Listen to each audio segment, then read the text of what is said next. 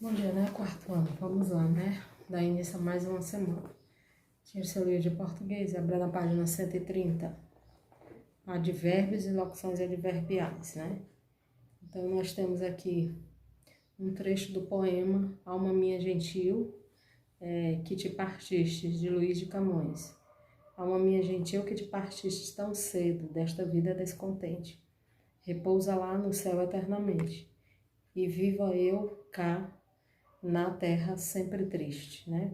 Então, cada palavra destacada no texto acima exprime uma condição que pode ser de tempo, de lugar, de intensidade ou de modo. As palavras que manifestam estas circunstâncias são chamadas de advérbios e modificam os verbos, adjetivos ou um outro advérbio.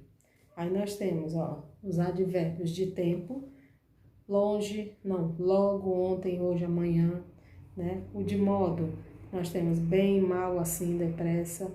De lugar, aqui, ali, acolá. De intensidade, muito, pouco, bastante. De negação, não, jamais, nunca. De afirmação, sim, deveras, certamente. De dúvida, talvez, quiçá, acaso, né? De certo. Esses são alguns dos advérbios, né? Há também as locuções adverbiais, que elas são duas ou mais palavras que juntas têm o valor de advérbio. Sem dúvida, exemplos, sem dúvida chegaremos cedo. Os empresários saíram às pressas. Chegaremos com calma à festa, né? Então, tem algumas locuções adverbiais. De manhã, em cima, às vezes, né? Com atenção, de jeito, certo? Lembre-se de que a situação do uso determinará a classificação da locução adverbial, ok?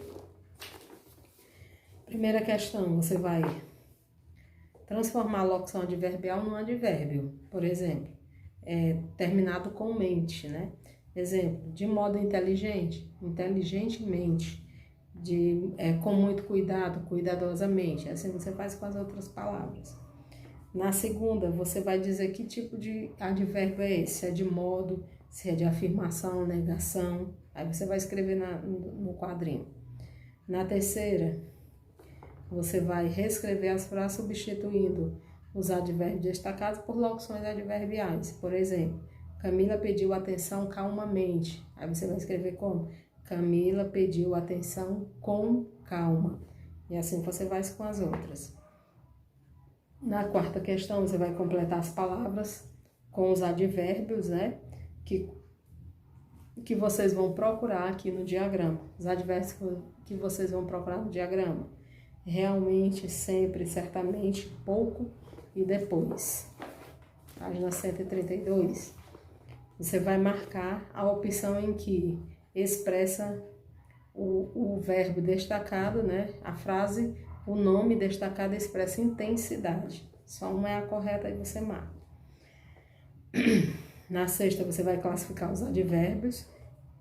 Você vai dizer se ele é de modo, de lugar, de dúvida. Na sétima, você vai completar as frases com os advérbios que estão entre parênteses. Por exemplo, na letra A diz que o advérbio é de negação, pode ser não, né? Aí você completa a frase com a palavra não. E assim você faz com o restante. Agora o uso dos porquês, né? Nós temos o porquê separado e sem acento. Ele é usado no início ou no meio de uma pergunta. Exemplo, por que a festa foi cancelada? Aí nós temos o porquê separado e com acento. Ele é usado no fim de uma pergunta. Exemplo, você não compareceu por quê? O porquê junto e sem acento, ele é usado para responder. Exemplo, eu me atrasei porque fui dormir tarde. E o porquê junto e com acento, ele é usado como substantivo. Nesse caso, vem com artigo e admite plural. Exemplo, não sei o porquê de eu estar tão nervoso. Certo? Página 133. Primeira questão, você vai completar com esses porquês, né? Aqui, de acordo com cada circunstância, né? Que aparece aí nas frases. Na segunda, você vai relacionar as colunas. Na primeira, tem os porquês, né? E aí você vai dizer como eles são usados. Na terceira, você vai transformar as frases usando duas possibilidades. O porquê separado e sem acento e o porquê separado e com acento, tá?